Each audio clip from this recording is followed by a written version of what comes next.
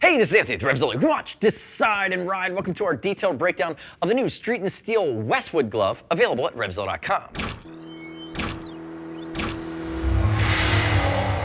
This is the Westwood from Street and Steel, coming in the mid-$100 mark. Yes, that's right, it's around the $60 mark. So if we look at it, you're saying, short cuff, full grain leather, decent protection. There's a good amount of bang for the buck here. Now, when I wear this glove and I evaluate it, I like the fact that it won't break the bank. I like the fact that the leather is much nicer than I was expecting. It is this really pure aniline drum-dyed leather that has a great hand to it. But when I start to get into some of the other nuances of the glove, as I'm going to take you through, there are things that work about it for me and things that don't. The nice part about it, though, is they're not asking you to pay 80, 100, or 120 bucks. They're asking you to pay much less than that. And when you think about where you want to invest, they're the trade-offs you have to decide whether or not you're going to make yourself. If we look at this glove from a seasonality standpoint, it's not perforated, it's not insulated. It's just full grain leather and a short cuff. So I think about it for the everyday rider, the retro rider, the sport touring rider. If you're just kind of blacked out and want to be Batman, this is a rock solid choice. And I actually kind of dig the way the fingers are done. It really sets off the style.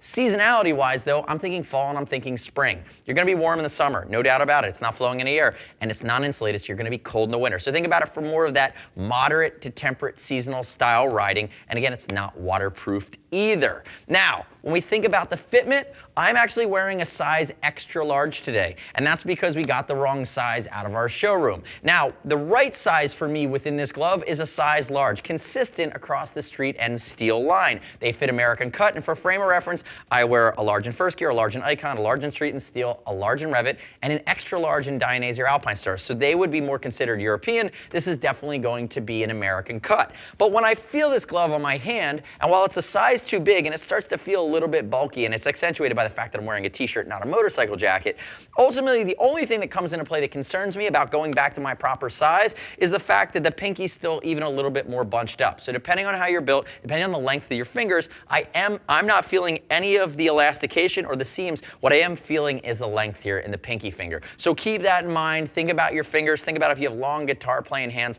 I'm not sure if the fitment may or may not work for you, but ultimately, depending on your budget, it might be worth taking that chance. Remember, use the size chart. We'll ship free over 39 bucks. And as always, I love you. Click our logo, subscribe to us, RevZilla, on our YouTube channel. Leave me your comments, your questions, your feedback of the Westwood. Now, diving into some of the nuance here. I mentioned it early on in the video. The leather is the premium standout feature here. You're trading off some of the other stuff, but the leather just works. From the cuff into the elasticated panels, you do have a knuckle that's a softer hard knuckle. It's not the full beefy in-your-face hard knuckle, but it does have a hard part that is recessed in here, and ultimately those lumps are a little bit less pronounced. I think it streamlines the glove. Moving to the fingers.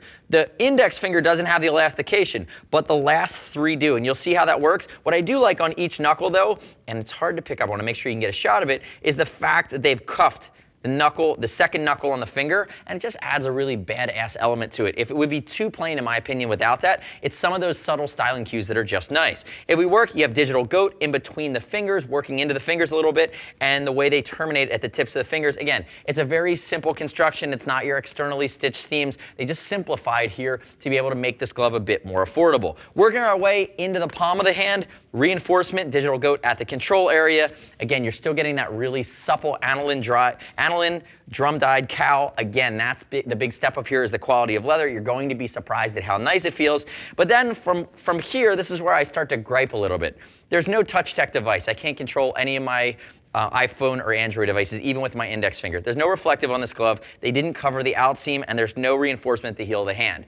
That is the difference. When you beef up the quality of leather, they had less budget left over to beef out some of the other functional parts. So that's the trade-off you're making. Everyone has different opinions. While they might be deal breakers for me, they might not be deal breakers for you. Just know what the glove won't do walking into it and know what to expect from it. And think about it from a dollar for value standpoint. It's a solid glove, and like I said, the leather's going to feel better than most gloves in the same price range. Moving down, simple medial style cuff. You have your Street and Steel logo. My bracelet's popping out. That silver is not part of the glove there. And you can see how it terminates. Ultimately, you can see too how this seam comes all the way down the outside there. Just a little bit of protection, a little bit of coverage here could beef up the protection immensely on this glove. So all in, there are definitely pros to the Street and Steel Westwood. There are definitely some things that I'd love to see them trade off or add, maybe take this leather a step back, beef up some of the protection scheme, but that's a call that you're going to have to make based on ultimately the solution or application for your riding style that's most important to you. The next step in your journey, though, is to click the info button, your desktop, your mobile device. Visit the product detail page at RevZilla.com on the Westwood.